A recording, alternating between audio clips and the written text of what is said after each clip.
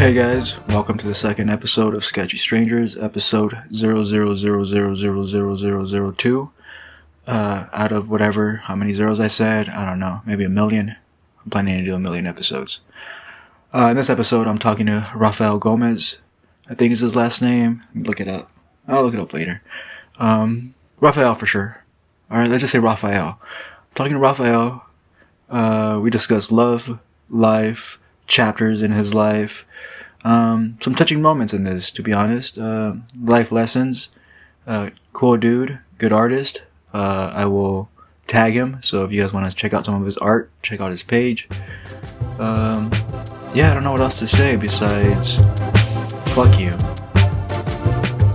Well, you roll that blunt. Alright, I'm recording officially. Cool. Alright, Ralphael, alright, bro? Yep. Yeah, man. Ralphael Gomez. What are you rolling up right now? I really don't know the name of this strain. Oh, actually I do. It's Master something. It's not like Master Kush. It's like Master something. It's sativa? No, Indica? it's an indica. It's indica. Okay. Yeah, so you're a heavy stoner then. Yeah, I like to smoke a lot, dude. Like, and I'm not really picky on like whether it's indica or sativa. I'm not that guy. Yeah. But I just like to smoke.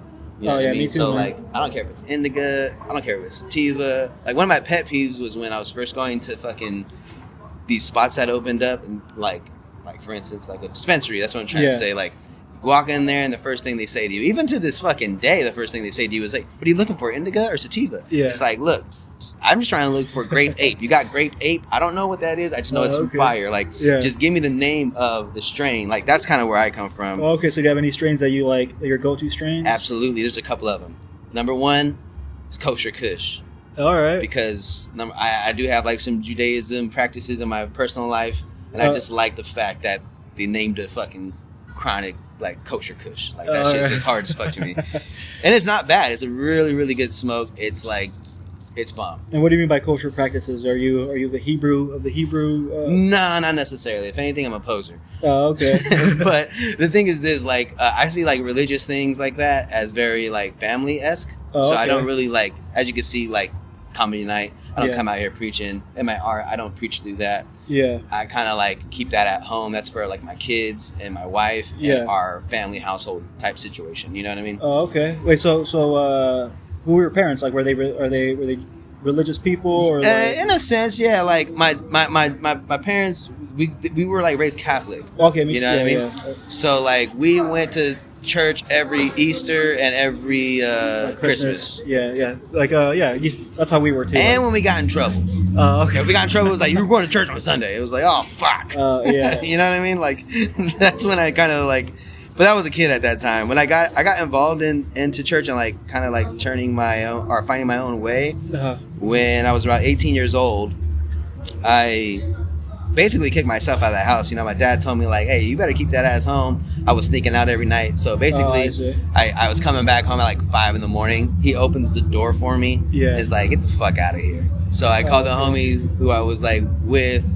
It was actually my brother's friend, and I was like, "Man, I know I was just at your house, but can I go spend the night?" And he was like, "Yeah, I'll come pick you up." So luckily, I had a place to stay. Yeah. But he was actually dating somebody who was a part of a ministry.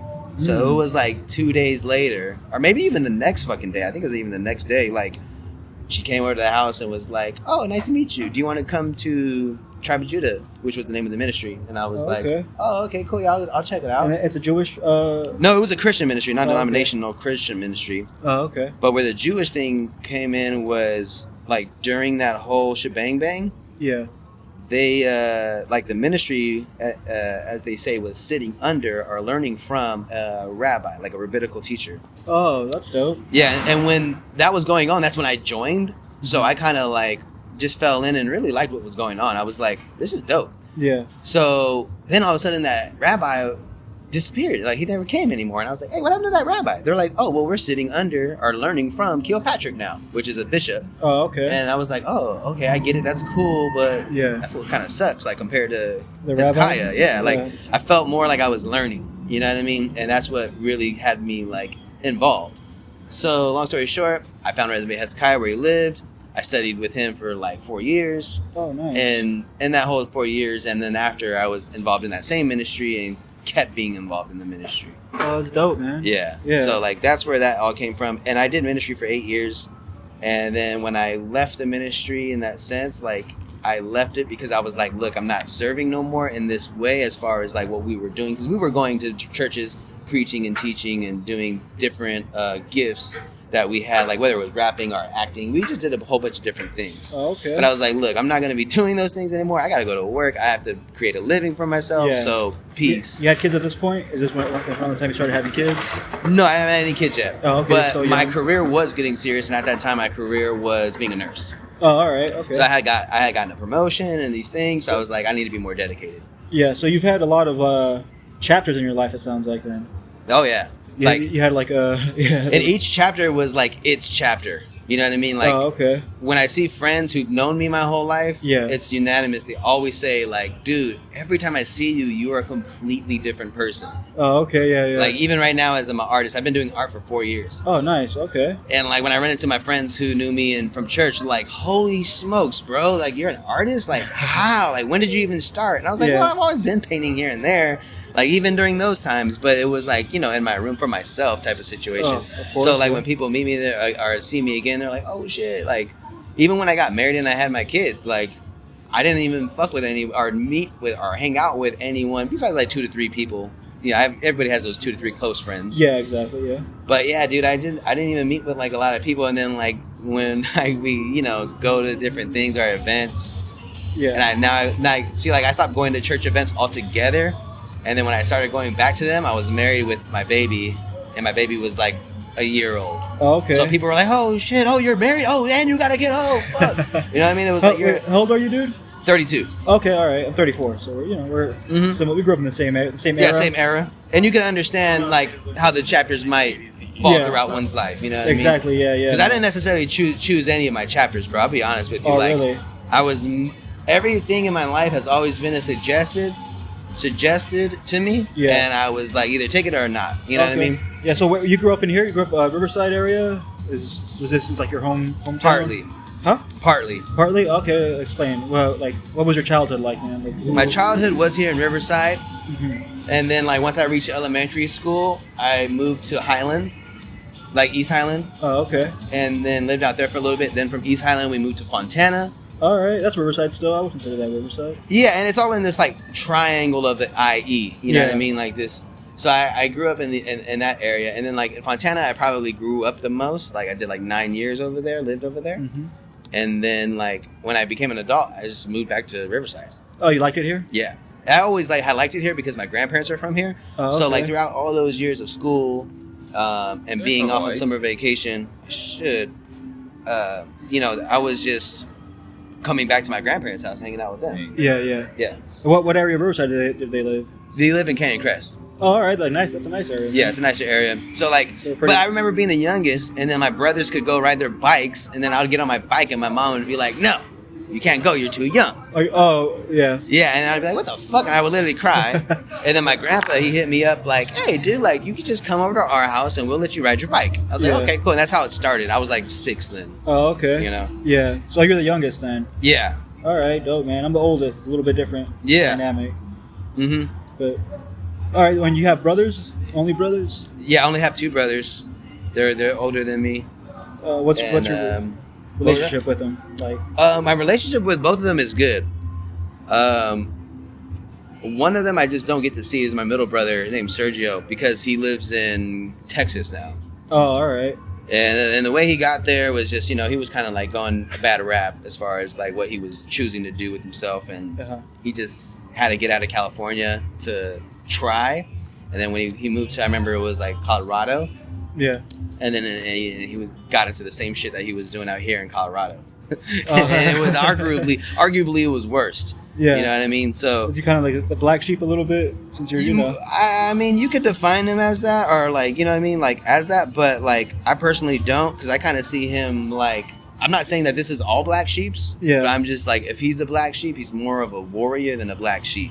All right. He's just the warrior that like we didn't even know we had, so we Yeah. like thought we could tame him. Yeah. And when I okay. say we, I'm speaking for my parents. You Of know course, what I mean? yeah. But it's like, you can't tame that fucking guy. He's a warrior. And then like, I remember talking to him. This is like maybe even like 6 or 7 years ago when I had this conversation with him. He was like already because he's been in prison for a long time. Oh, really? Okay. And so I was talking to him over the phone, and I told him, like, dude, I don't look at you like that, because he kind of brought it up too. Like, everybody thinks I'm the fuck up. You know what I mean? I'm like, nah, bro, you're the warrior, dude. Like, you just forgot that instead of, warring for your set or your gang, your gang is our family. You're supposed to war on our behalf. Yeah. You know what I mean? Because, like, and I remember, like, telling him that when I had, like, my first kid, and I was like, bro, like, I feel like you're a protector for my kids just because of who you are as a person. Like, and that's when it all made sense to me as, like, this guy's not a black sheep. He's more of a warrior that was placed here for our family. You know what I mean? Like if somebody fucks with my dad, he's gonna fuck them up. If somebody fucks with his little brother, of course he's gonna fuck him up. You know what I mean? So it's like, he's that guy. Was he always the dude protecting you when you were younger? Like, what's the age difference between you guys? We're all about a year apart. All right, yeah. So if it's not over a year, or it's about a year. You know what I mean? Okay. So I think him and my oldest brother have a 1.5 year gap, and then me and him have a year gap. All right. So you guys are all pretty close in age then. You guys always had, shared clothes. You guys hell yeah. We all share, especially between my older brothers. They always shared clothes and would fight over it later. And then that's when I was like, don't fucking wear my clothes. And then, like, when I got into high school, I guess I started having clothes they liked. And then they were taking my clothes, and I was like, fuck it, I'm not even gonna fight you guys over it. Yeah.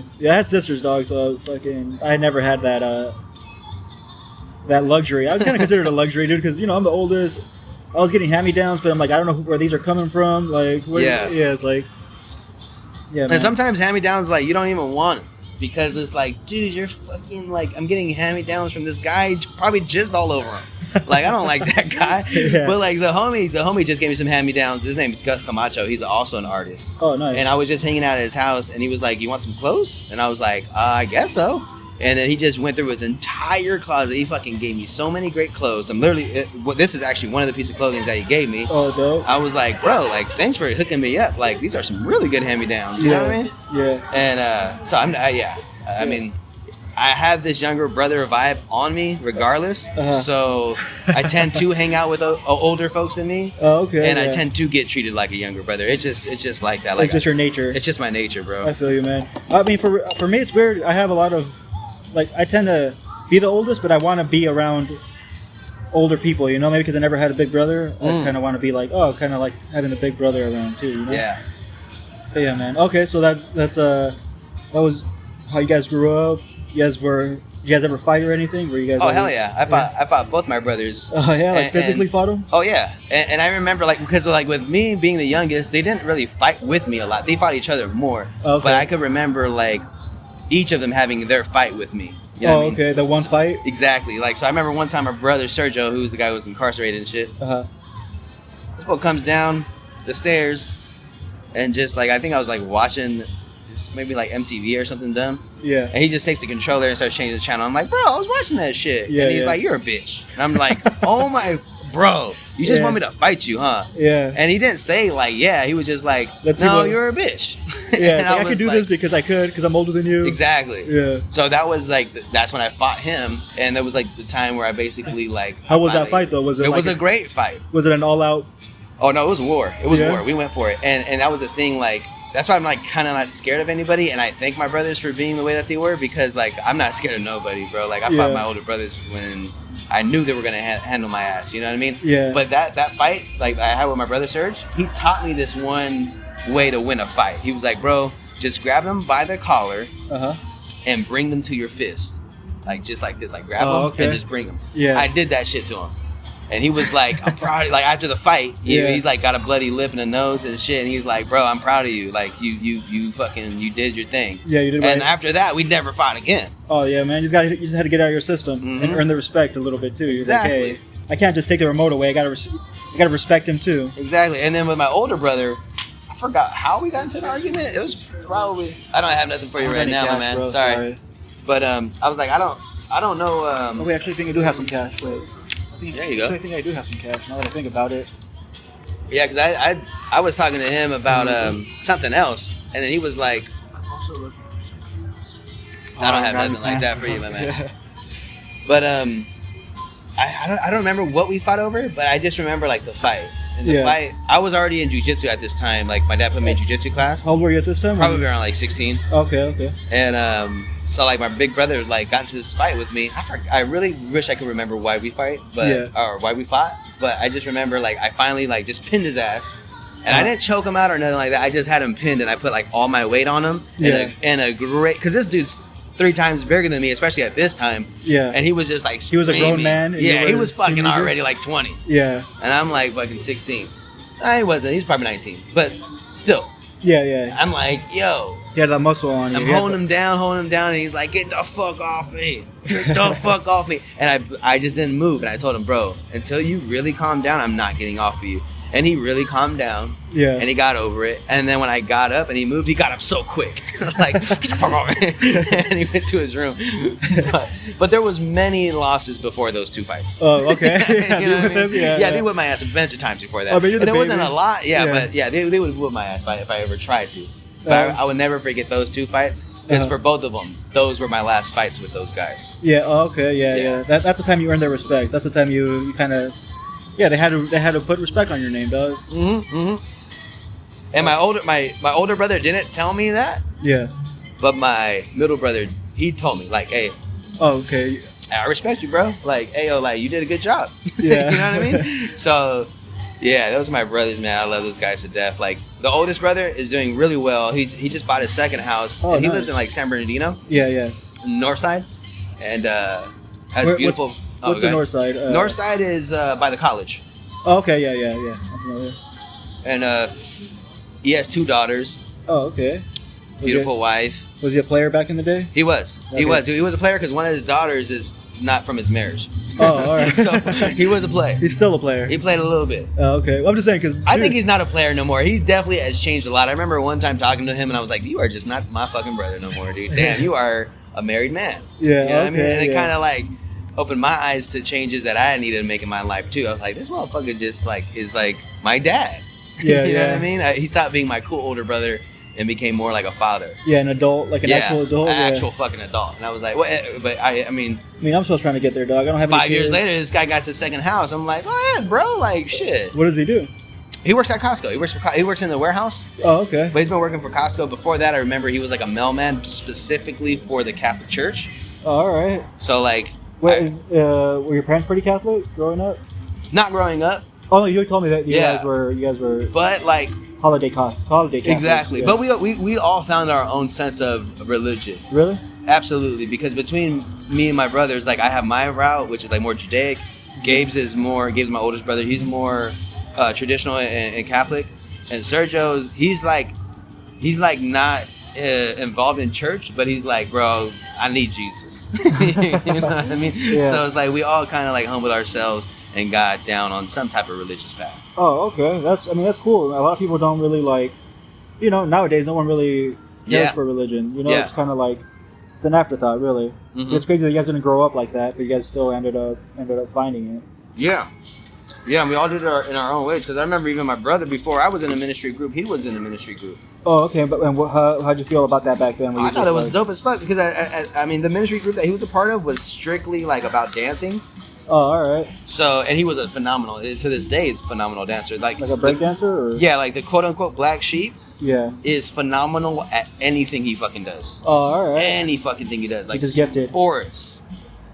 Business. Yeah. Like, he was the first dude who showed me a lot of money. And, like, I remember, like, seeing that money. I think it was maybe, like, $4,000. Oh, okay. Yeah, but no one showed me $4,000 like that. Yeah. I don't think I showed my fucking self $4,000. You know what I mean? Like, I was like, how did, like... I've only ever seen that in my bank account. I've never actually seen it in cash. In cash, you know what I mean? So, like, when you see big money like that in cash, it kind of, like, makes you go, like, what? And at that time, he was just a businessman. Yeah. Slanging or whatever. Yeah. But I was like... an entrepreneur. Yeah. But anything he did, he was really good at it. And even when it came to the gangbang and shit, you know what I mean? He literally served 7 years in prison, came out, not a scratch on him, bunch of new tattoos, no scratches. You know what I mean? So it was like, he was good at that too. Yeah. And I was like, man, bro, like, I really hope that you turn yourself around. And he did. Like, he's not incarcerated anymore. Yeah. He's just working odd jobs right now and doing what he has to do to get himself back together because he's like so behind right now. And you spend some time. Yeah, and it's hard to get ahead when you're con. Yeah. So. I could imagine, man. Okay. So what are some of your chapters in your life then? Because you've had your religious chapter, which was right after high school. You said, right? Pretty much. Pretty much right after high school. I mean, I was 18. Yeah. But like, that was a very first like pivotal moment in my life, and all that started really like that started that transition. Yeah, that transition started from like a mushroom trip.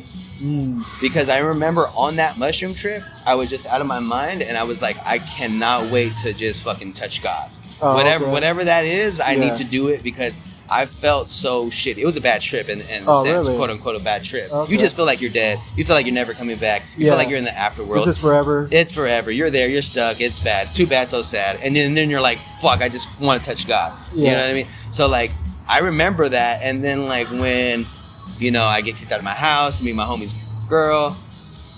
I remember like the altar call. Like the homie was like, if anybody you guys want to touch God, come right now. And I was like, yeah, that's me. I've definitely been trying to touch God. Yeah. And I was like in ministry for 8 years. Oh, okay. Yeah. Which was honestly like one of the best chapters of my life, man. Like, all these chapters come with struggles. But that one was just like, it was the first that was purely mine. You know what I mean? Everything else is like school before then. Yeah. So like, this is the first time you were making decisions and really for myself. Like, and like not asking my parents, not even fucking thinking about what they would have to think. You know what I mean? So I was like really thinking on my own. Yeah, really about it too. You were really about it, really sold out. Like I didn't have sex for 5 years. I had dreadlocks during that time of my life because that was like a chapter within the chapter. I did celibacy. And like people had always asked me like, "Oh man, your dreads are tight," like they're cool. And then when I cut them off, everybody's like, "Why'd you cut them off?" And I was like, "Well, I broke my oath." And they were like, "You had an oath?" So like I was like really sold out. What got you to break the oath? Well, the oath was an oath of celibacy. Yeah. So I'm just saying, was it a special lady? Oh my gosh, yeah, she was so special that I really, really it's a bittersweet thing to talk about. Oh, okay. Because she's gone, and now I have my beautiful wife who I'm with now. Okay. I mean, I have a family with this woman. Yeah. But like this is like years before I even wanted to see anyone else. Mm-hmm. I was head over heels for this girl. But the thing was, I was dumb. How'd you meet this girl? Okay, so at this point you're celibate, you got dreads. Yep. And I'm attending dance hall clubs, reggae dance hall clubs. Okay. I'm like, was she a black girl or? Yeah, of course. Okay. I was like DJing and dancing. So if I wasn't DJing, I would still go just to fucking dance and cut it up. Yeah. You know what I mean? And when you're like a white dude with dreads who dances really good at a reggae club, like all the girls love you. Like period. All of the girls love you. So were you tempted a lot before you broke your celibacy? Were you like super tempted? Were you like, yeah. And I used to tell myself too, like, I'm glad that temptation came because I like when temptation came and I conquered it, and it didn't fall in. I was like, I'm glad that happened because I need to be able to, Yeah, like, and this girl, she earned your. She really did. You know what I mean? Because I didn't like with other girls. It would have been like we met at the dance hall club and we went in the car and fucked. Yeah. There was nothing special about it. Nothing with real. This girl, like. We dated. Yeah. We saw each other for like 2 weeks, 3 weeks. Then we had some sex. Oh, okay. And then it was like, okay, I gotta cut my hair. And then when I cut my hair, like, did you regret it when you cut? Absolutely. When you broke your celibacy, were you like, oh, I can't believe I did it? Absolutely. Really? Okay. Because who I was at that moment was like this. Let me give you some context. Because in that relationship with this absolutely beautiful, smart woman. This woman was on a full ride at Cal Poly Pomona, and then she was like taking trips to Africa and shit because she was doing research on like natural hair products. Oh, okay. And she was like super devoted. She had grants. She had like tons of money, all grant devoted money to go do research. Like she had maybe almost $100,000 probably in grants and grant money. Damn. All right. And like she was like that with it. And like, dude, I did not show her any fucking real respect. I didn't. What do you mean you didn't show any respect? Because like I wasn't really dating her like my girlfriend. I was just dating her to get in her jeans. You know what I mean? Like straight up. Yeah. And like she noticed it because I remember like this thing. It will stick with me forever. Even though like this girl, I mean, who knows where she is now? Yeah. But I mean, every young man has that phase where you're just kind of like, hey, she likes me enough. Then I'm gonna do whatever I want. Yeah. Yeah. But she told me, she was like, yo, you haven't came to any of my track meets. you haven't came to see me speak at these places. Yeah. Like I go fuck with your shit. I go see your shit. Like you're not treating me. And I told her like, hey, I didn't even think we were that serious. And then she was like, fuck you, go somewhere. Yeah. You know what I mean? So and yeah. You met her at the dance club or whatever, at the reggae club, and like how did it all unfold? Like how did you? Well, to be honest with you, there was like my friend. He was trying to hook up with her. Oh, okay. And she told him that she wasn't dancing with nobody. Uh-huh. And then by the end of the night, she was fucking with me like, hey, teach me how to do this dance step. So I was teaching her how to do dance steps. Uh-huh. And then like I remember my friend, he was looking at me like, you motherfucker. And I was like, what? I was Because he even told me like, that girl's so bad. I was like, oh yeah, she's cute. Her friends are cute. They're all cute. You know what I mean? I ended up dancing with her later on that night, got her number, seen her again, let her know I was going to go out to the club, and she met me at the club, and we had like a whole rendezvous. Oh, okay. And then that's when we started dating, because it was like a really good connection. Well, that's what it is too, right? It's like, it's primal, dude. You can't even explain it. It's just in a chemistry. It's an attraction. It's on a chemistry level, bro. Because I remember thinking after that, when I was trying to date again, I was like, fuck, how did I pull Joy? She was so fucking hot. Like, what did I say to her? What did I do? Yeah, and I was like, oh, that's right. I was that white dude with dreads dancing really, really good at the reggae club. But also, how did she pull you, dog? You know what I mean? True. Well, she was beautiful, dude. She was absolutely dynamite. I'm pretty sure there's a lot of beautiful women in that club Yeah. that were trying to get at you, but like for some reason, she's the one that got you to break your celibacy. You know, it was the chemistry, bro. It's you like, goddamn right, dude. Yeah, because that was the thing. Like I said, with those other girls, it would have been like we danced, we met, and fucked in the car. But with her, like she was like, "Can you teach me how to do that?" Like, so I'm like teaching her how to do steps. We wasn't like even getting freaky yet. Yeah. We was just having a good time, being friendly. You know what I mean? And I remember specifically that first time when even she gave me like her number, I was like, holy shit, like what did I even do to deserve this? Because my boy was like, I've been trying to fuck with that girl. Like, oh, you fucked it up. I'm like, dude. You can't help it, man. Yeah, my bad. She wanted me. But like, yeah. And the reason why she was such a pivotal person in my life was because she taught me a lot. Nah, I just got this, man. Sorry about that, dude. Sorry, man. Have a good one. But, yeah, she taught me a lot in that small amount of time. Okay. And what she taught me really was like, hey, you're a really religious person, you're really devoted and all that stuff is good, but you also really don't know how to love people that great neither. That's deep, man. Yeah. I got chills when you said it. Yeah. Because I can relate, bro. Mm-hmm. Like I think I'm a nice person, but I'm very guarded. Mm-hmm. You know what I mean? It's hard for me to be vulnerable. Yeah. Yeah.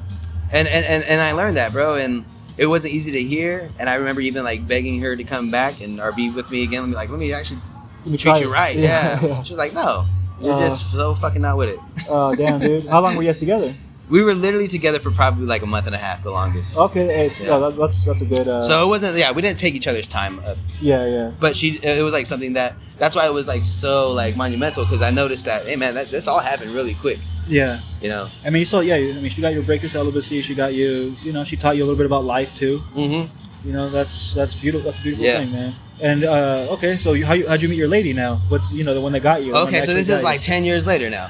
Okay. And fucking, because I was probably like 22 with fucking around with Joyce and shit. Mm-hmm. And so I'm like 27 working at a skilled nursing center.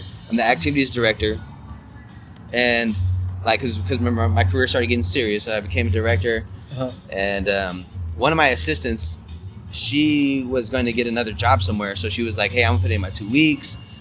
And so and I was like, fuck, man, like I didn't want to hire no one else, or I didn't want to like go through and do interviews and then hire somebody, because I was like, that's just fucking intimidating, to be honest with you. So I told her like, hey, if you have a friend that would be awesome for the job, shoot her over here and like I'll just hire her, like whoever, you know what I mean, make sure she's cute, because like, well, the thing about activities, this is good advice for activity directors. If you're ever in activities, make sure that you're a catch and your assistants look great. All right. Because you need people, or residents rather, you need them to get out of their rooms. You need them to get out of their bed. So how are they going to get out of bed? Well, if Miss Shirley thinks that I'm a catch, she's going to come and flirt with me all day. Oh, okay. And if Mr. Brown thinks that this girl's a catch, she's going to go, oh man, I can't wait to see that ass today, and then get in this wheelchair. It's just like... So it's all elderly people? Exactly. Okay. At that spot, yeah. Oh, okay. So, you know, and I'm not saying that's the all in all. I'm just saying that's a small part of it, and if you got that part down, it's going to help you a lot with other shit you would need to do. Well, I mean, you know, service industry, most industries, people want beautiful people around, dude. Absolutely. Like, if you're dealing with people, you want you know, office jobs, you could have the uglies. Yeah. But like service industry. Yeah. And at this time, especially since I've been a director, I didn't have a vow of celibacy, but I wasn't sleeping around. I wasn't really even talking to girls. I wasn't going to the clubs no more. I was really devoted to my job. Yeah. And also devoted to like my studies because I was still like doing Christian studies and shit like that. Oh, okay. And I was just like, you know, kind of just a hermit. You know what I mean? Yeah, I've been there. So she brings this girl in to the job interview, and it's this girl Luciani.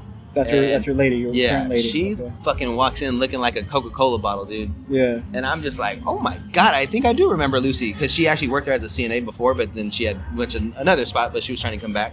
So it was just like a good opportunity. And Jen was like, I think you know her, and I was like, I don't think so. But anyway, she came in, and I did remember her. But bro, my god, dude, like she was literally just like boom, boom. I was like, whoa, I am like, whew, shit.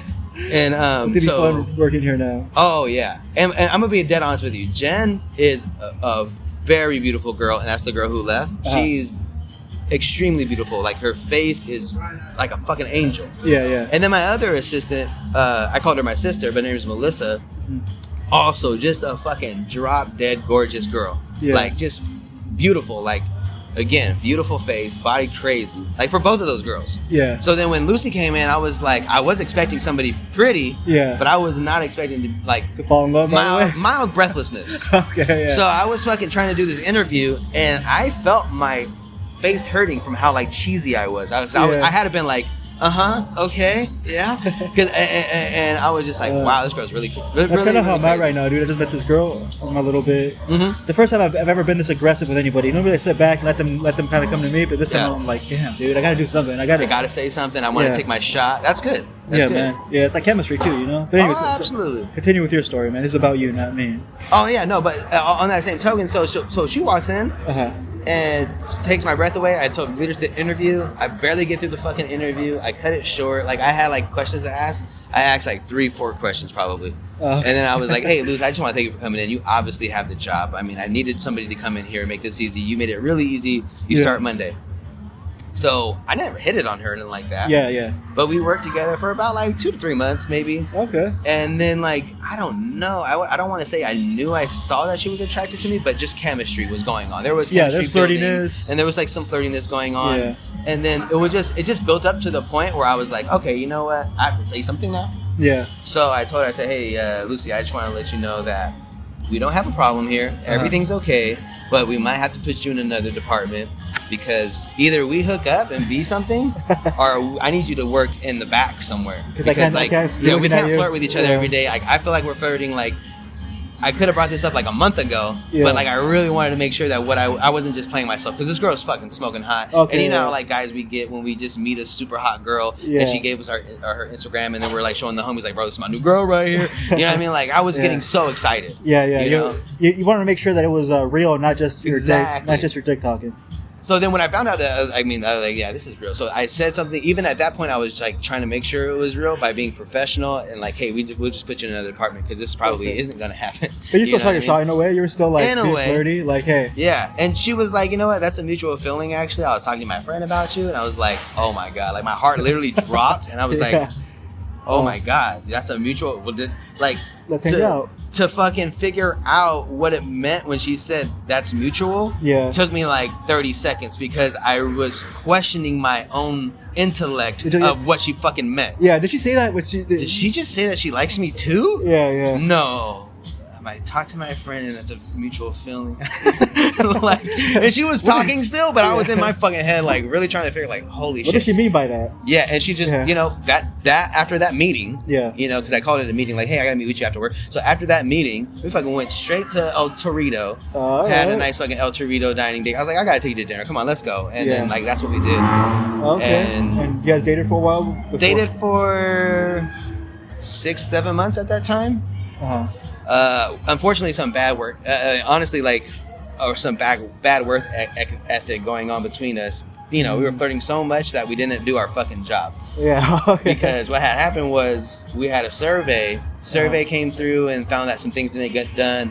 And those things are my assistant's jobs, but it is also my job to always check over them. Oh. So something didn't get done. I didn't notice it. I was like, oh man, I'm so sorry. I must have not seen that. You know what I mean? Took the downfall. Unfortunately, I didn't know that was like even though like that was like one of the only red flags that we had as a total for the facility, like that was the red flag that put us over. Mm-hmm. So they were like, dude, that's the most pettiest shit. We gotta let you. I mean, they didn't say that to me, but that's what they said in their way. They're like, that's a very petty thing to get a flag for. Yeah. You should have gotten that, and like, we had to do this as a plan of correction. Oh, so okay. sorry, we're letting you go. Oh damn! So you got fired for love, bro. So I was like, you know what? Fuck it. I got fired for not doing my job, not for love. Like I should have just told her to do her fucking job, but I didn't see it wasn't done. You know what I mean? It's my fault. You know? Okay, yeah. So I was like, that sounds better the way I said it, bro. It's true. It rings a true bell, though. Yeah, I'm not gonna lie. Yeah. But so long story short, I get out of there, and when we tell everybody that we've been dating, because no one at work knew that we were dating that entire time, because we didn't want to tell HR, because then she would actually move. Like, oh yeah, you wanted to see her still. Yeah, we still want to do our thing. Fuck everybody, and like people's jaws dropped.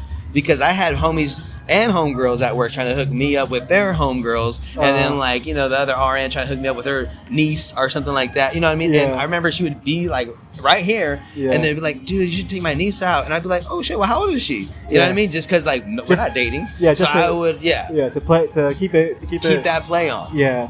And so I was doing that, and like, so when people found out, they're like, "Oh my god, like you guys are fucking actors. You guys are really good actors." And because we were like kissing and, you know, hauling, but no one saw us. Sneaking around a little bit. Yeah. You know. So long story short, okay, so I get another job, and during me getting that other job, I kind of like, cause losing that job like kind of like fucking affected me, like. Yeah. In my spirit, man. I was just you were like fuck. I fucked up. Yeah. And I was like, damn, I'm too good to be fucking up. You know what I mean? I shouldn't be fucking up. So I kind of like went through like a little depression. Yeah. I'm really happy that my lady didn't leave me, because we were only like not even a year in our relationship. Yeah. And I was like, this fine ass girl's gonna leave me. You know what I mean? Like I have nothing to offer her now. Yeah. But like she stayed with me during that time. I found a job literally a year later, because I was playing professional poker during that time. Oh, okay. So that's how you're making money? Yeah. So she supported me through that time too, because there was some times I was like, dude, I am fucking dead zero. I'm back to zero. And she was like, here's $200. Like, but so you also had a professional poker phase too. Yeah. Oh, and that's been a constant phase since I was like 4. You know all right. Yeah. I was a professional at 4. You know what I mean? I've been playing poker my whole life, and when you're going through a drought, you gotta go to the table sometimes. Yeah. That's just me though. That's just me.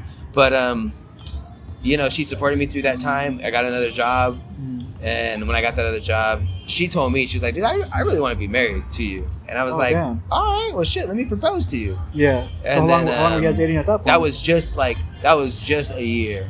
Oh, all right. So and it was probably more than a year, but I knew it was under a year of getting fired, because it was like within a year that I got that other job at, and it was actually in East Highland at a senior living. But like I knew it was like about a year stint, and she was with me that whole time, and we were together from a little bit before that. Oh, okay, so a little bit over a year you guys were dating, and then you decided to get married. And it was more of a decision to get married, which was really untraditional, because like she said what she said, and I was like, well shit, like all right, well let me propose, and then she was like, great. I have a ring I want. So it was a little bit more like kind of contemporary. Yeah. But it worked, and like we got married 5 years ago. Oh, nice. Just at the courthouse in San Bernardino, you know, make it official, and we had like my family there, just and her immediate family there. Yeah. And that was it. Then we went to go eat, and then we went to San Diego for the honeymoon. All right. And soon after created a baby. Like real soon after. I was like, damn, like, because I knew like if she was like expecting a baby before we were married, like I knew she's the type of person that would tell me. Like she wouldn't hold that back just because she knew we were getting married. But we did the math, and the math comes out that she either got pregnant like the day that we went to San Diego, or like that day we left San Diego. Like it just had to be around that week.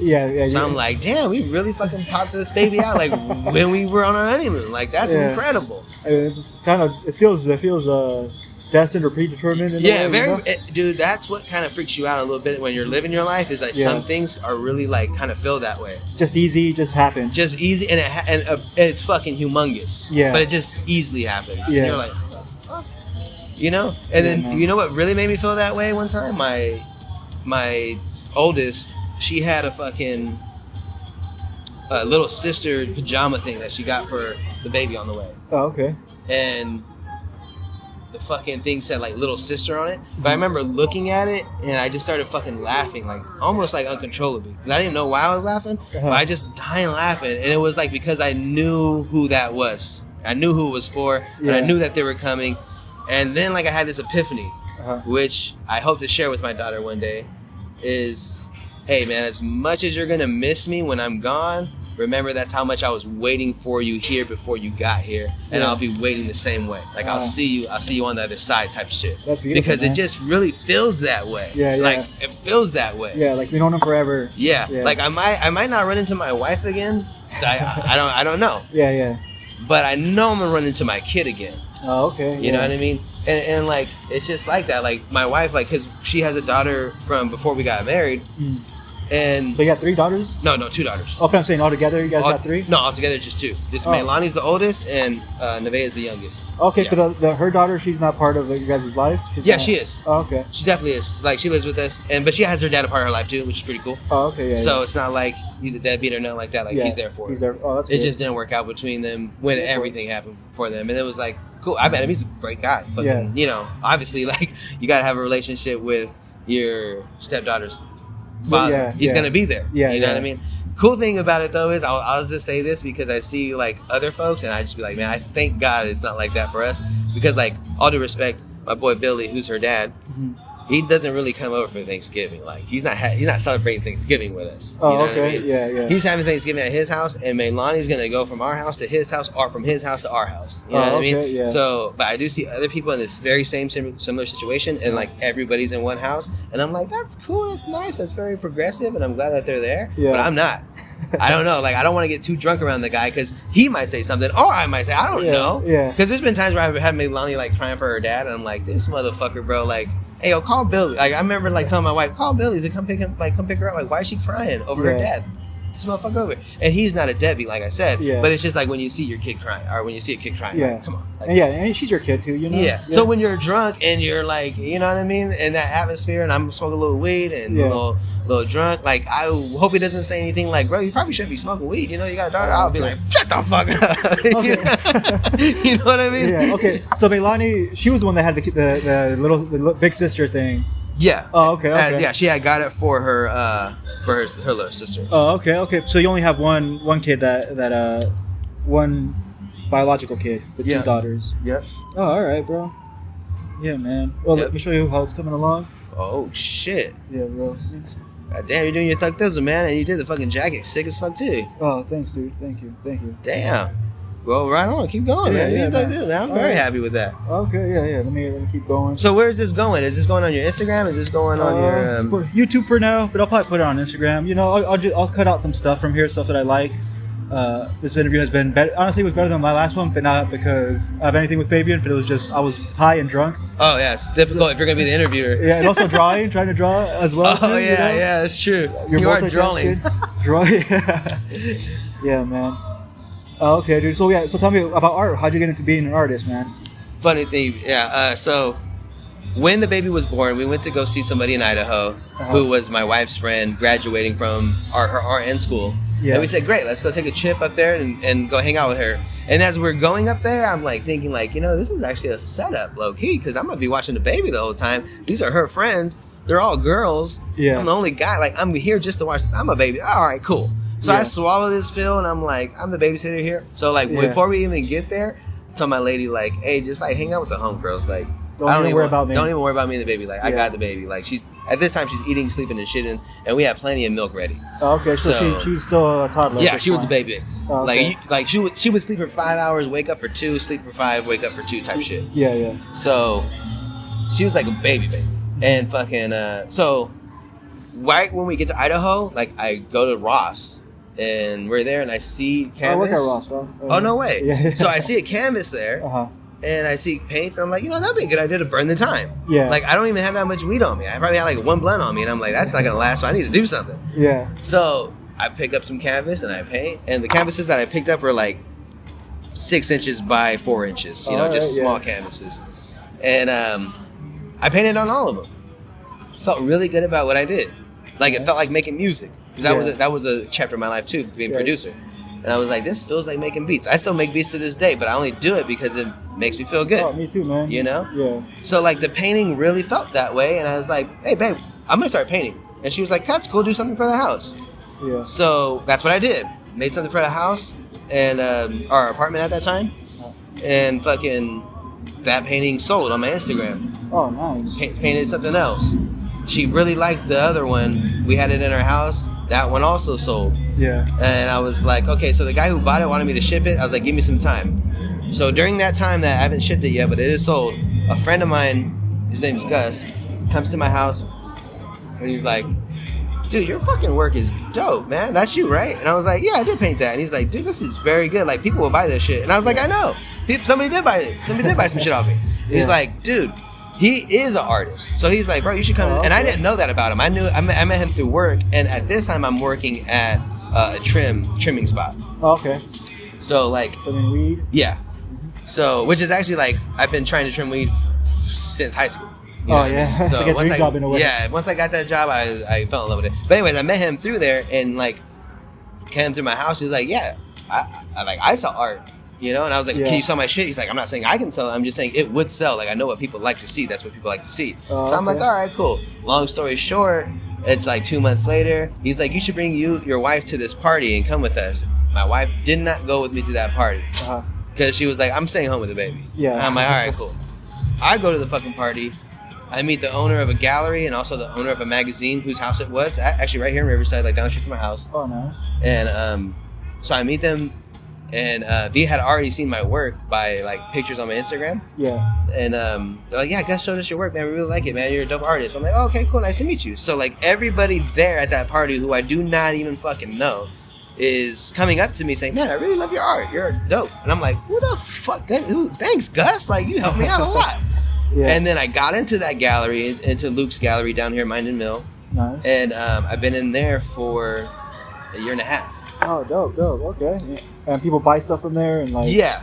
People go in there, and we haven't even had it, like, it sucks because I got in there, like, right after COVID, and so, like, shit wasn't even really happening. It was, like, Art Walk started, but it's, like, so I was there for the first one, and that's when I brought my work there, and then it's been there ever since. And I remember only taking 2 pieces, and, like, now there's, like, 16 pieces there, and I'm working on, like, collections now. But it's because of the opportunities afforded to me through that Mind and Mill collection in Gus, like, because people have been buying my work. Yeah. So it's not like I've had a show and I've sold out, but I really hope that happens when I do show in February, which is gonna be my first solo show. Oh, dope, man! Right here. Yeah, it's gonna be right here at Mind and Mill too. Oh, okay.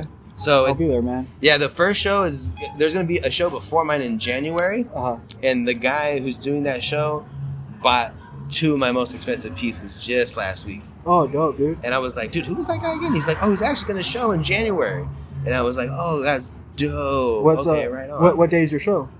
We don't have a date for it. Oh, okay, it's in February. Okay. We just don't know what date it is. My birthday's February 11th. So I'm like, your birthday's February 11th? Yeah. Right on, that's dope. Yeah, man. Yeah, my oldest is the 20th. Oh, okay. So like I was thinking like maybe like around her birthday. So have it be around her birthday? Yeah, it would be dope. Because like if it's around her birthday, I know she'll come. Because she'll be like, oh, okay, it's like my birthday week. Yeah. I can get fly. Because she really doesn't, she's already 14, gonna be 15. Okay, so she really wants nothing to do with you guys right now. Yeah, absolutely. And she just started that, which is cool. Yeah, you get it. You've been there. Yeah, absolutely. And dude, when I met her, I remember the first time meeting Meilani, she was like super attached, bro. She would give me hugs and shit like that, and I was like, this little baby is really lovable. Yeah. That lasted like 2 months because she's also growing. Yeah. You know what I mean? I just came in the middle of this girl's life. How old was she? 5? She was 8. 8? Oh, okay. Or 7 going on 8. She had turned 8. And I remember like, damn, Meilani's already changing. You know what I mean? Because like I really met her as a kid. Like the last little bit of kid she had, that's when I met her. Yeah. And that's what like it was so amazing. Because like I bring up the shit that she did. Like when I very first met her, like her mom brought her to work and I met her. You guys were dating at the time? No, we weren't even dating yet. She farted like right in front of me. And looked me dead in my eyes when she did it. She was shame. Just, and then I looked at her like, did you just fart? Yeah. She was like, I don't know. I mean, there's 2 of us in here. Did you just fart? I was so taken back by that. But like, and I remember like so this is like, I just started dating her mom. Okay. I'm at their house. and she literally lays on top of me. Like I'm like laying down like this, like watching the TV. I don't know, watching a film or something. Yeah. But Leilani just gets right on top of me and lays down on me like this, like back to back. And I'm like, fuck it. Yeah. Be comfortable with my ass and cool. Yeah. And she was just like laughing, like, Leilani's fucking crazy. But that was like I said, that lasted like 2 months. That was it. Yeah. That kidness, yeah. the filth was just setting in on her. You know? Yeah. And then it was like, okay, cool. She's not, but she was a kid. Like now she's just getting into that phase where it's like, I could be left alone, guys. Like, please just leave me the fuck alone. Yeah, yeah. You know, because, you know, you go downstairs and your mom tells you. Dropped off, like, not in front of the school. Yeah. We're definitely dropping her off, not in front of the school. And no, actually we drop her off in front of the school, but. She doesn't want it. Like, we drop her off at fucking the spot like this in Redlands. You know what I mean? Oh, okay. To hang out? Yeah, to hang out. Yeah. Because, like, her dad and family lives in that area, so she goes to school in that area. Oh, okay. So, like, all her friends are over there. Yeah. So it's like, okay, can you guys take me to the Grove? And it's like, all right, cool. Yeah. Fuck, it's weird. And, like, we be there. You know what I mean? We be at the Grove, but, like, they're over there, and we're fucking at another shop. Yeah, like, we're shopping. minding our own business. Yeah. You know what I mean? But it's just like, damn, it just fucks with me sometimes. Because I'm like, wow, this girl's fucking literally out here alone. Yeah. In retrospect, and soon enough, she is. Yeah. She's gonna be out, and I'm gonna be asleep, and she's gonna be dancing at one of these fucking clubs, which is why I really want to invest into a K-pop scene somewhere, because like I know there's thousands upon thousands of fucking kids who can't party yet, like how we can come out here and party. Yeah. Who are going to be eligible to party in the next 5 years? And they like K-pop. They love fucking K-pop. Yeah. Okay. So like I really want to tap into that market, and I know that sounds pretty weird, like no. but it's just like I'm figuring something out. Hold on. Who's going to party for these fucking kids? Yeah. You know? I just heard that Taylor Swift's dad pretty much did the same thing. Like, he noticed that there's so many rental buses available. Okay. And so he just bought a bunch of rental buses for, like, tours and stuff. And now he has, like, the biggest touring, like, bus touring thing. Oh, okay. Yeah, so it's kind of the same thing. He just saw something that he knew he could tap into. Yeah, exactly, man. Yeah. Do it, bro. Yeah, so that's, like... That's funny, dude. Yeah, but yeah, that's Leilani. Leilani's awesome. Oh, okay. And your youngest, how old is she now? 4. 4, okay. Yeah, and they're 10 years apart. Yeah, so she's still... Yeah, she's like I said today, she's just correcting me on bananas and shit. I'm like, it's a banana. She's like, no, it's a yellow. Yeah, I'm like, dude, it's a banana, but whatever. Yeah. All right, dude. I think our colleague might be cooking us out soon, and my phone only has so much memory. But, you know, this is what I came up with. I love it. That looks exactly like me. Oh, you think so? Yeah. Fuck yeah. All right, bro. You know the beard, you know the hair. That's perfect. I think the eyebrow should be maybe a little bit lower, but you know I'll fix that in post. I'll fix it in post. Are you able to send this to me in any capacity? Oh yeah. I can send it to you right now.